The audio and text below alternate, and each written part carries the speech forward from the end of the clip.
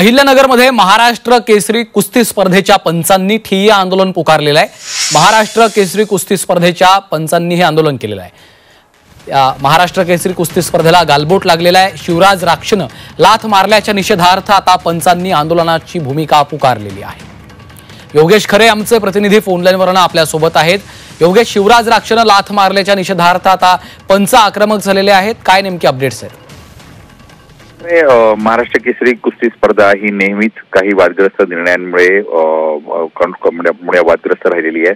अनेक निर्णय हे चुकीच्या पद्धतीने घेतले जातात असेही आरोप सातत्याने कुस्तीदार करण्यात आले आहेत आणि त्यातूनच शिवराज राक्षे याने सुद्धा निर्णय चुकीचा घेतला असा आरोप करत या ठिकाणी पंचांना लाथ मारली होती आणि त्यावरून पंच आता या ठिकाणी आंदोलनाला बसले। ठिय्या आंदोलन त्या ठिकाणी करतायत, त्याच्यावर कारवाई व्हावी यासाठीचं हे आंदोलन आहे। आतापर्यंत जर आपण महाराष्ट्र केसरीचा इतिहास बघितला तर अनेक निर्णयांबाबत वाद आहेत, त्यामुळे खरं म्हणजे कुस्ती स्पर्धेच्या आयोजकांनी याबाबतची काळजी घेणं गरजेचं आहे। पंच ज्या पद्धतीनं निकाल देतात त्यासाठी एखादी समिती तयार करणं आवश्यक आहे, मात्र ते केलं जात नाही आणि त्यामुळे हे असे प्रकार घडतात। आता सध्याची परिस्थिती म्हणजे तिथं गोंधळाची झालेली आहे।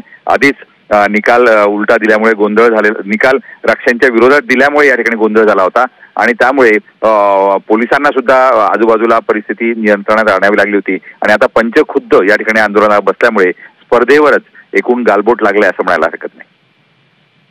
माहितीसाठी